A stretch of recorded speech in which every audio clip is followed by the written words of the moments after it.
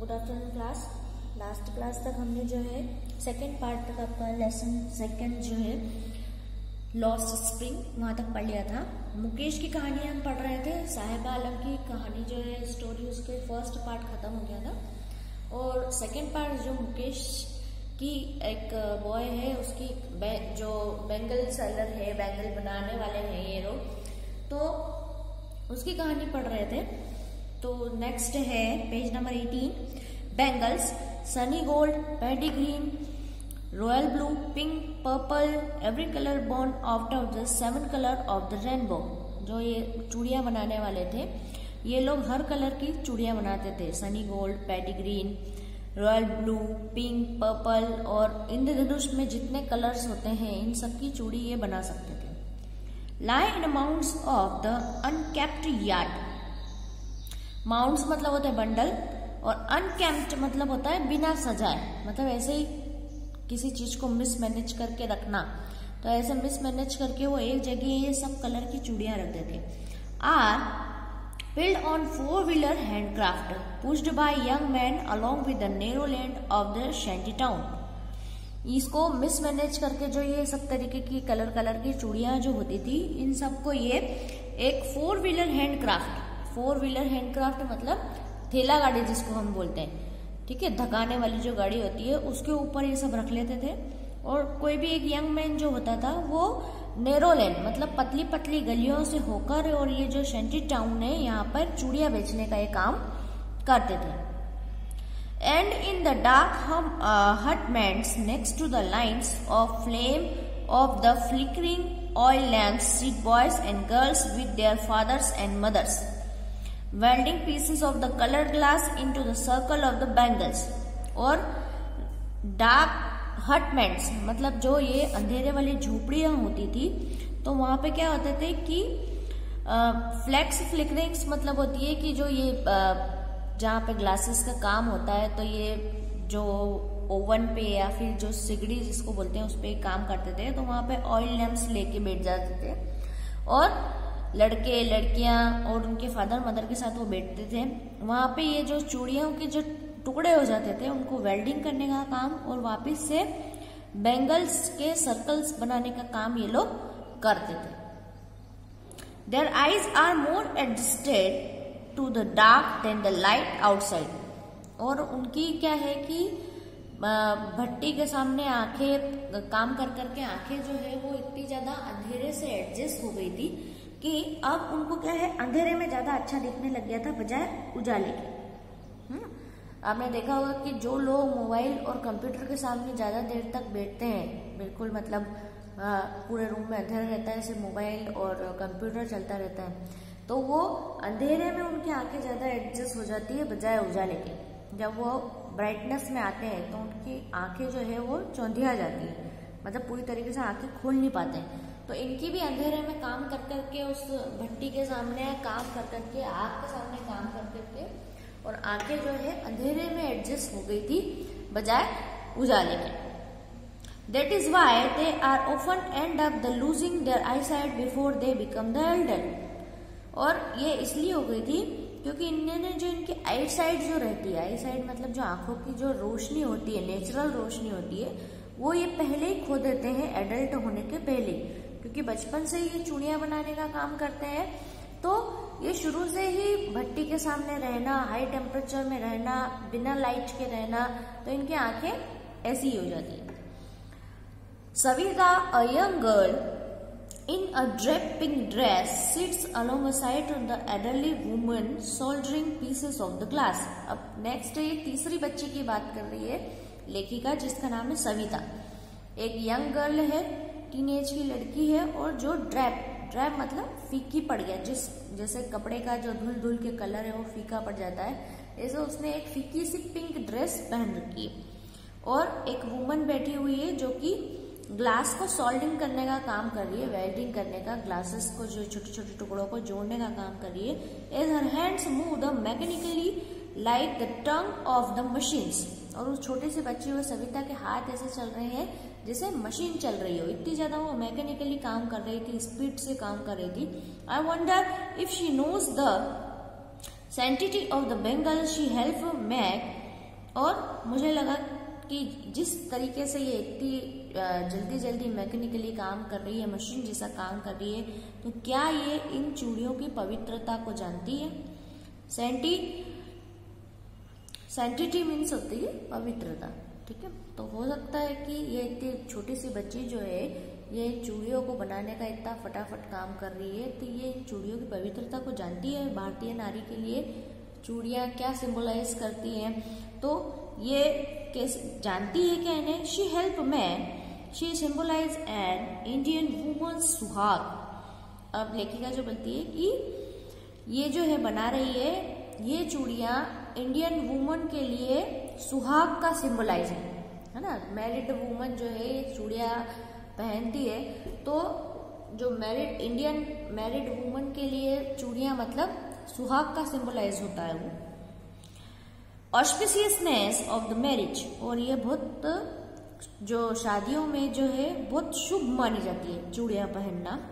And it will dawn on her suddenly one day when her head is draped with red veil, her hands dyed red henna and red bangles rolled onto the wrist. ये उसको कब एहसास होता है? जब किसी जो महिला होती है, जब उसकी एक दिन उसकी जो है लाल उसका घूंघट डाल दिया जाता है उसके चेहरे पर, और उसकी हाथों में जो है बिल्कुल लाल मेहंदी लगा दी जाती है, और उसकी कलाइयों में जो है वो लाल चूड़ियां पहना दी जाती है। तब उसे एहसास होता है कि ये सब सुहाग की सिंबलाइजेशन है, सुहाग की निशानियां हैं। और she will then become a bride, और तब वो दुल्हन बनती है ना। Like a old woman beside her who became one many years ago, और वो जो बूढ़ी औरत उसके पास में बैठी थी, जो उस लड़की की दादी थी, वो भी कितने साल, बहुत साल पहले ऐसे ही दुल्हन बनी होगी। And she still has bangle on her wrist but no light in her eyes, वो जो दादी थी उसके हाथों में चूड़ियां तो अभी तक थी, लेकिन उनकी आई साइड इतनी अच्छी नहीं थी, ठीक है। चूड़ियां बना बना के और ग्लासेस को वेल्डिंग करके उनके आंखों की रोशनी जो है वो बहुत कमजोर हो गई थी। एक वक्त सर भर खाना भी नहीं खाया, जो दादी है वो बोलती है कि कितना ही टाइम हो गया, हमने कभी भी एक टाइम हमने पेट भर के खाना नहीं खाया है। She says in a voice drained of a joy, मतलब जिसके अंदर बिल्कुल रूखी सी आवाज थी उनकी, और बिल्कुल दुखी होकर वो बोल रही थी कि हमें मतलब ये चूड़ियां बना के हमारा इतना भी खर्चा नहीं निकलता कि हम एक टाइम अच्छे से खाना खा सकें। She has reaped her husband an old man with a flowing beard says, ये वो बोल रही थी कि उसने अपनी एंटायर लाइफ में कभी भी एक टाइम का पूरा खाना नहीं खाया है, और उसके जो हस्बैंड बैठे हुए थे वहां पे, मतलब सविता के दादाजी, वो भी वहां पे बैठे हुए थे, उनकी बड़ी बड़ी दाढ़ी थी। And says I know nothing expect Bengal, all I have done in make of house for family in live in. वो दादाजी जो बोलते हैं कि मुझे मेरे जीवन में चूड़ियां बनाने के अलावा और कोई रोजगार नहीं आता है, मतलब सिर्फ एक ही काम है जो मैं कर सकता हूँ, और इस काम को करते करते मैंने इन्हें अपनी फैमिली के लिए एक घर बना के दे दिया है ताकि ये यहाँ पर रह सके। The cry of not having money to do anything except carry the business of making bangles not even enough to eat drinks in every home. हर दूसरे घर में से आपको ये चीख सुनने को मिलेगी कि हमारे पास में इतने पैसे नहीं है कि हम चूड़ियां बनाने के अलावा और कोई दूसरा बिजनेस कर सके। मतलब बड़े लोग नहीं, जो यंग जनरेशन है वो भी यही बोलेगी। हर दूसरे घर में से आपको यही आवाज आएगी कि हमारे पास इतने पैसे नहीं है, हम सिर्फ चूड़ियां बनाना जानते हैं, यही रोजगार हम कर सकते हैं। The young man echo the lament of their elders, और जो यंग मेंस थे वहाँ की सोसाइटी के, जो सीमापुरी के यहाँ के बेंगल्स बनाने वाले बेंगल मेकर की जो पूरी सोसाइटी थी फिरोजाबाद की, तो इन लोगों की जो यंग मेंस थे उनकी भी यही कंप्लेन थी अपने बड़े बूढ़ों से, अपने दादाजी, अपने फादर्स से, कि हम लोगों के पास में पैसे नहीं है, हम कोई और बिजनेस करना चाहते हैं लेकिन हमारे पास में पैसे नहीं है। Little has moved with the time, it seems in Firozabad years of mind-numbing toil have killed all the initiative and ability to dream. जो यहाँ पे धीरे धीरे टाइम जो निकलता है, परंतु फिरोजाबाद में जो है माइंड नंबिंग मतलब दिमाग सुन्न कर देने वाला जो दिन भर का इनको हेक्टिक काम जो होता है, दिन भर भट्टी के सामने रहना और ग्लास को पिघालना, उसकी चूड़ियाँ बनाना, तो ये सब जितना भी काम रहता है ये बिल्कुल दिमाग को सुन्न कर देने वाला काम है। जो इतने हेवी वर्कलोड के कारण जो इनका जो सपने जीने की एबिलिटी है या कुछ और करने की अगर ये कोशिश भी करते हैं तो वो सब मर जाते हैं, इतने थक जाते हैं, ये इतना हेक्टिक वर्क है इनका कि और कुछ ये सोच ही नहीं सकते। Why not organize yourself into a cooperative? अब लेखिका जो है यहाँ के यंग जो जनरेशन है, यंग लोग हैं इस सोसाइटी के, उन लोगों को एक सजेशन दे रही है कि क्यों ना आप एक अपनी कोऑपरेटिव सोसाइटी बना लें। मतलब आप ही खुद जाके और मार्केट में सेल करें, आप खुद एक सोसाइटी का बना लें और उसमें अपने में ही बिजनेस करें, बाहर वाले को किसी को इन्वॉल्व न होने दें, ताकि आप लोगों का बेनिफिट ज्यादा रहेगा बजाय बाहर के लोगों से। I asked a group of the young men who has fallen into the vicious circle of the middlemen who trapped their father and forefathers. मैंने वहाँ के यंग कुछ लोगों से पूछा जो कि एक मिडिल मतलब जो मध्यस्थ व्यक्ति होता है, दलाल जिसको बोल सकते हैं, उनके चंगुल में फंसे हुए थे वो लोग भी। विशियस मतलब होता है चंगुल में, तो वहाँ के दलालों के चंगुल में फंसे हुए थे। और वो नहीं, यंग मैन नहीं, उनके फादर और उनके फोर फादर मतलब दादा भी फंसे हुए थे, पिताजी भी फंसे हुए थे, ये भी फंसे हुए हैं, और आने वाली जनरेशन भी इनकी ऐसी ही चलती रहेगी। Even if we get organised we are the once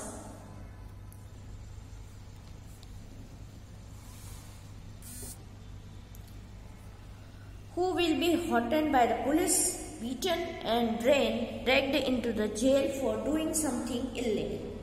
अब वहाँ की यंग जनरेशन जो है वो बोलती है कि अगर हमने ऑर्गेनाइजेशन बना भी ली तो हम पुलिस द्वारा हम ही पकड़े जाएंगे, हमें ही किसी न किसी चार्ज लगा के मारा पीटा जाएगा और कोई भी चार्ज लगा के हमें जेल में डाल दिया जाएगा, कुछ भी इलीगल बता के, और हम लोगों को ही पिटाई की जाएगी, हम लोगों पे ही चार्जेस लगाए जाएंगे। They say there is no leader among them, no one who can help them to see things differently. वो बोल रहे हैं कि हम लोगों में से कोई भी लीडर नहीं है या फिर कोई भी ऐसा व्यक्ति नहीं है जो कुछ अलग से सोच सके। Their father are so tired as they are. उनके फादर जितने थक चुके थे इतने हम भी थक चुके हैं। They talk endlessly in a spiral that moves from the poverty to apathy to greed to the injustice.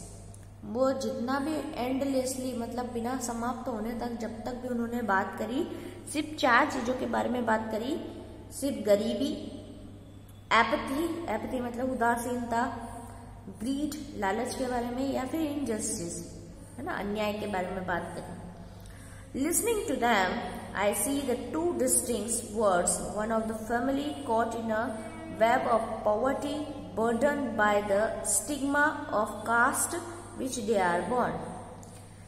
उन सब की बात सुन के मुझे सिर्फ 2 ही वर्ड्स जो हैं वर्ल्ड दिखे, 2 तरीके की दुनिया दिखी। पहली दुनिया कौन सी थी, जहाँ पर ये लोग ये फैमिली रहती थी जो गरीबी से जकड़ी हुई थी और जिनके यहाँ पे कास्ट सिस्टम बहुत चलता था, जिसमें ये पैदा हुए थे। मतलब एक बार अगर आप बेंगल मेकर की जाति में पैदा हो गए तो आप पे एक स्टाम्प लग जाता है कि नहीं, आपको बेंगली बनाना है, आप जीवन में और कोई काम नहीं कर सकते। तो ये लोग भी यही सोचते थे कि हम इसके अलावा और कोई भी काम नहीं कर सकते, हमें यही आता है, भगवान ने हमें यही दिया है। ऐसे कास्ट सिस्टम में उलझ के रह गए थे। And other the vicious circle of the sahukars, the middlemen, the policemen, the keepers of law and the bureaucrats and the politician. और दूसरी दुनिया किसकी थी, जिसके अंदर साहूकार रहते थे, मिडिलमैन मतलब दलाल रहते थे, पुलिसमैन रहते थे और कानून के रखवाले होते थे, ब्यूरोक्रेट्स होते थे, पॉलिटिशियन होते थे। ये इनकी दूसरी दुनिया थी, ठीक है। मतलब इन दोनों दोनों दुनिया हमेशा एक दूसरे के अगेंस्ट रही है। Together they have the imposed the baggage on the child that have not pulled down. और इन दोनों दुनिया के चक्कर में जो बच्चे होते थे उन पे इतना ज्यादा बोझ डाल दिया जाता था कि वो बोझ कभी उतर ही नहीं सकता। बच्चे जो छोटे छोटे बच्चे थे उनको मेंटली ऐसा कर दिया जाता था कि वो बोझ वो कभी भी उतार नहीं सकते थे। Before he is aware he accept the naturally as his father. जैसे अगर वो बच्चा सोचने समझने लगता, थोड़ा सा बड़ा होता, तो उसे वो चीज एक्सेप्ट कर लेता था जो उसके फादर करते थे, है ना। हम लोग भी क्या होते हैं, जो हम फादर को देख के, हमारे दादाजी को देख के हम भी सीखते हैं, तो जो लोग वो करते हैं वो हम लोग भी करेंगे। तो ऐसे ही ये बैंगल मेकर के यहाँ पे जो इनके दादा परदादा, इनके पिताजी जो करते थे, ऐसा कैसा ये बच्चे भी सीखते थे। तो ये डिफरेंटली कुछ भी सोच नहीं पाते थे। इनको बच्चों को शुरू से ही लगता था कि यही हमारा काम है, हमें यही करना है। To do anything else would mean to dare, and daring not part of the growing up. कुछ अलग करने की अगर सोची तो ये डेयर कहलाएगा, ठीक है, हिम्मत करना। और डेयरिंग तो इनके अंदर शुरू से बताया ही नहीं गया, इनको समझाया ही नहीं गया कि डेयरिंग आपको और कुछ भी करना है, और कुछ करने की हिम्मत भी करनी है, आपका यही काम है और आपको यही करना है। When I sense a flash of it in Mukesh, I am cheered। और ऐसा अलग कुछ करने की मैंने जो लगन मुकेश के अंदर देखी थी तो मुझे बड़ा अच्छा लगा, मैं बड़ा खुश हुई। I want to be a motor mechanic। Mukesh क्या बोलता है कि मुझे मोटर मैकेनिक बनना है। He repeats, वो फिर से दोहराता है, He will go to the garage and learn। वो गैरेज जाएगा और सब गाड़ियों के बारे में सब चीज सीखेगा। But the garage is the long way from the home। लेकिन जो गैरेज था उसके घर से बहुत ज्यादा दूर था। I will walk, he insists। लेखिका बोलती है कि गैरेज तो तुम्हारे घर से बहुत दूर है, लेकिन मुकेश जो है वो सीधे शब्दों में बोल देता है कि कोई बात नहीं, मैं चल जाऊंगा, पैदल चल जाऊंगा मैं। Do you also dream of the flying of plane, he is suddenly silent. अब लेखिका उसके सामने कुछ और भी पूछती है कि क्या तुम प्लेन उड़ाना चाहोगे, तो वो चुप हो जाता है एकदम से और फिर बोलता है no, he says starting at the ground. और जमीन की तरफ देख के बोलता है कि नहीं, मुझे प्लेन नहीं उड़ाना। In is the small murmur, there is the embarrassment and his head not yet turned into regret। उसकी जो नीचे देख के जो धीरे से जो नो बोलता है उसके अंदर थोड़ी सी शर्मिंदगी होती है और जो अभी तक पछतावे में नहीं बदली। He is the content of a dream of car that he seems hurrying down to the street of his town। ठीक है, और इसमें बताया गया है कि उसे सिर्फ जो है कार चलाना, कार का मैकेनिक बनना वही पसंद है और उससे वो सेटिस्फाई, कंटेंट मतलब होता है सेटिस्फाई होना। वो कारें जो कि फिरोजाबाद शहर के टाउन की सड़कों पे जो है घूम रही थी, और कुछ जो एरोप्लेन्स थे वो फिरोजाबाद के ऊपर से भी जाते थे। ठीक है,